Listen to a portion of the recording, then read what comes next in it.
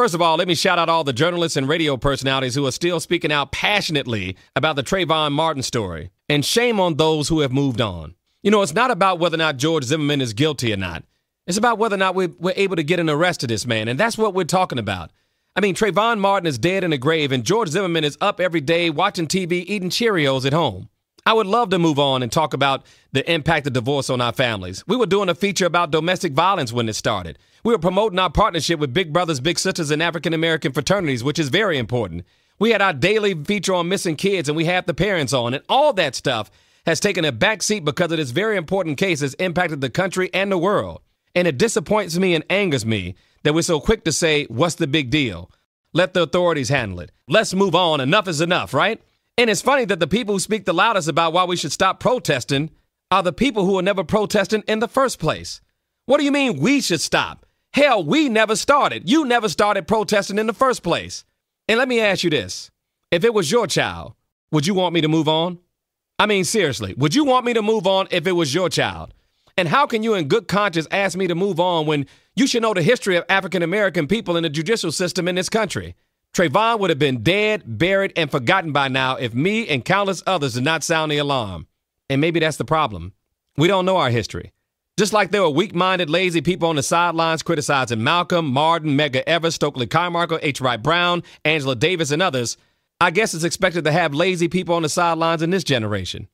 You know, it's a damn shame that we have young black, white, Asian, Latino students out here rallying all across the country, and we can't even get some of you grown-ass Negroes to see the historical relevance of what's going on. You know, it's sad that black people are quick to blame racism for the condition we find ourselves in, when the reality is our biggest enemy is ignorance. Patricia, how you doing? Michael Baisden. Yes, ma'am. I'm from Las Vegas, and I feel your pain. Yes, I do.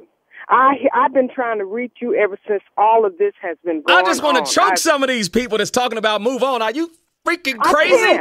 I can't move on. I can't move on. How many more people? You have that missing link for the children that are missing. That's right. How many more of these children missing can be a Trayvon Martin? Why don't they get that? Here's a question, Patricia. Why don't they get that? What is so complicated about that with all we've been through in this country as a people? Why don't we understand that this is important? I don't get it. I don't get it neither. The only thing I can get is that they scared. Say it again. Say it again, Patricia. They scared. What are they scared of? Scared of the white man. Oh, not the white man. Did you say the man? Of the white man. Patricia, you know what I think? Scared of him. I think it's just too hard to do. I think it's easier to go on with your life. It's easy to go on with the jokes. It's easy to go on with whatever you got going on. This is hard work. When you want to stand up for people, it's hard work, Patricia. We got to stand up. Yeah. We have a generation. I have nephews. Mm-hmm. I have cousins. A black man is not free. I don't care if he's a baby.